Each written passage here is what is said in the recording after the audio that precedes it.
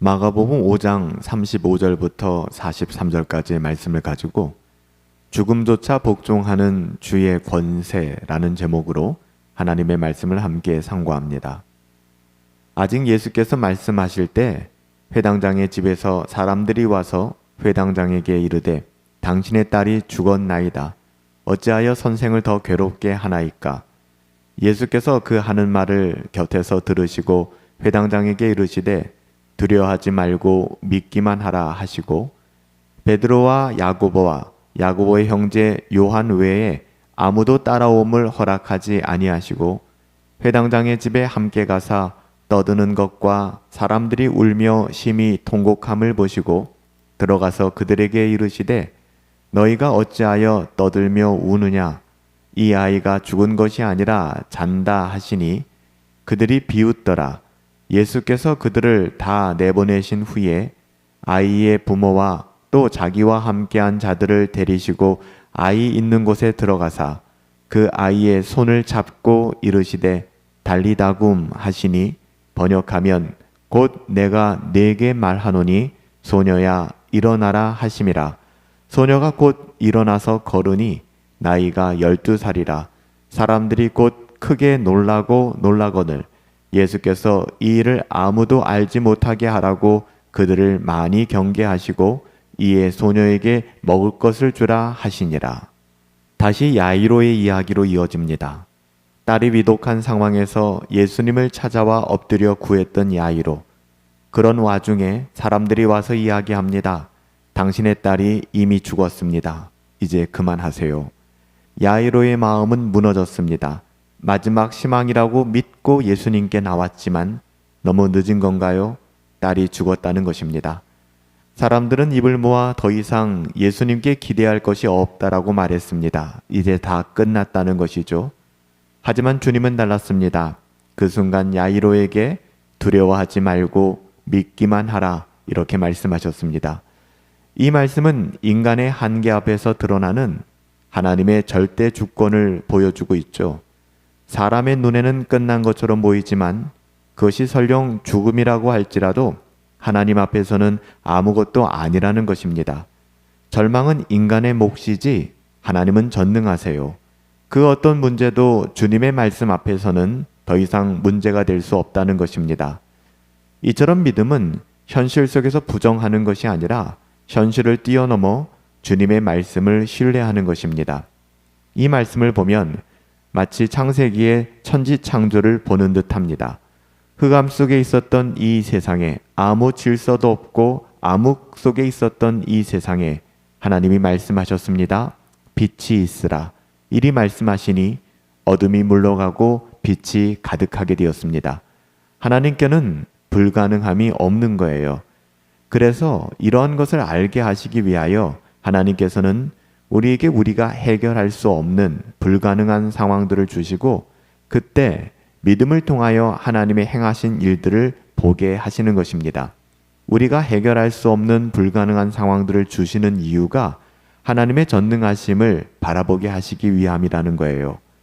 믿음은 우리의 힘을 의지하는 것이 아니죠. 주님의 말씀을 붙들고 신뢰하며 순종하는 것입니다. 예수님께서는 야이로의 딸이 죽었다고 하는 그 집으로 베드로와 야고보와 야고보의 형제 요한과 함께 가셨습니다. 그리고 그곳에서 모든 분주함을 잠재우셨죠. 소란스러운 소리, 통곡하는 소리, 원망하는 불신의 소리, 이 모든 것들을 예수님은 달리다굼 이 한마디를 통하여 다 잠재우셨습니다.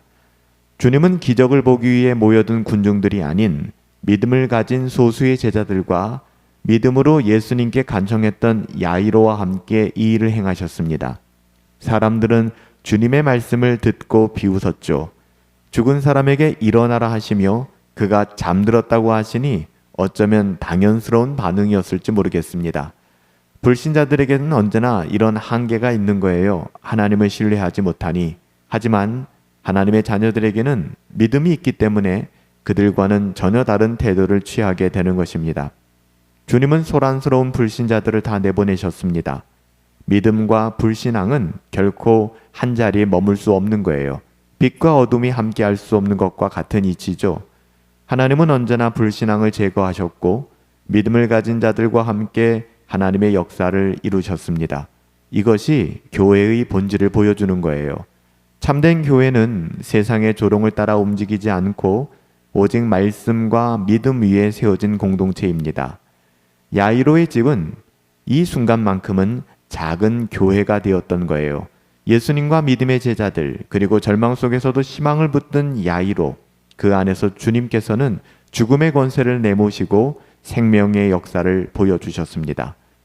그 아이의 손을 잡고 이르시되 달리다굼, 번역하면 곧 소녀야 내가 네게 말하노니 일어나라 하시니 소녀가 곧 일어나서 걸으니 나이가 12살이라.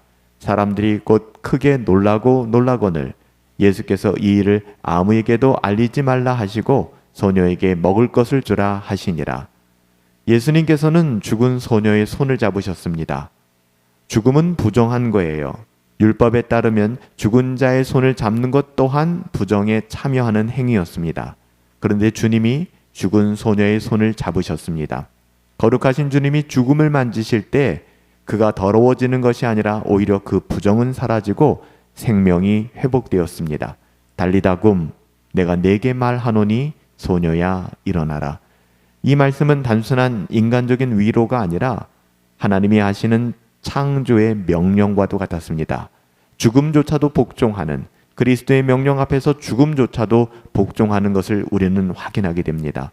죽었던 딸이 다시 살아났습니다. 예수님은 주위의 사람들에게 소녀에게 먹을 것을 주라고까지 말씀하셨습니다. 죽었던 소녀가 다시 살아난 것이죠. 여기서 우리는 주님의 섬세한 사랑을 보게 됩니다. 그녀가 단지 살아났을 뿐만 아니라 주님의 돌보심 속에서 새로운 생명을 가지고 살아가게 되었다는 것을 보여주는 것이죠.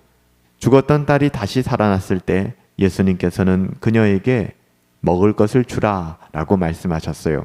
먹을 것을 주라. 주님의 돌보심을 보여주는 대목입니다. 이것이 복음의 본질이에요. 그리스도께서 죄로 죽었던 우리의 손을 붙잡아 주시고 일어나라 말씀하실 때, 달리다굼 말씀하실 때 죽었던 우리가 죽음에서 새 생명으로 옮겨지는 것입니다. 이것이 바로 부활의 예표이죠. 믿음의 궁극적인 소망입니다. 세상 사람들은 죽음을 끝이라고 말하지만 주님은 말씀으로 죽음을 깨뜨리셨습니다. 그분의 음성 앞에서 죽음은 더 이상 주권을 행하지 못합니다. 우리를 붙드신 주님의 말씀은 오늘도 동일합니다. 두려워 말고 믿기만 하라. 믿음으로 나아가는 자에게 주님은 오늘도 말씀하십니다. 일어나라. 내가 네게 새 생명을 주노라. 주님의 말씀은 죽음의 권세마저 굴복시키는 생명의 능력이었습니다. 그 능력 안에서 오늘도 교회는 살아있고 성도는 소망 가운데 걸어갈 수 있는 거예요. 죽음이 끝이 아니라 주님의 말씀 안에서 새로 시작되는 것이죠. 살아계신 아버지 하나님, 죽음조차 복종하는 주의 권세, 하나님의 권세를 배웁게 하여 주시니 감사합니다. 오늘 이 시간에도 우리들을 향하여 달리다굼 말씀하여 주시니 일어나 걷게 하여 주옵시고 새 생명 얻은 자로서 하나님의 자녀다움을 누리며 전하며 살아갈 수 있도록 은혜 베풀어 주옵소서. 세상의 불신앙에 소란스러움에 매몰되지 않게 하시고 믿음으로 빛 가운데 행할 수 있도록 우리에게 더한 믿음을 더하여 주옵소서. 존귀하신 예수님의 이름으로 기도하옵나이다. 아멘.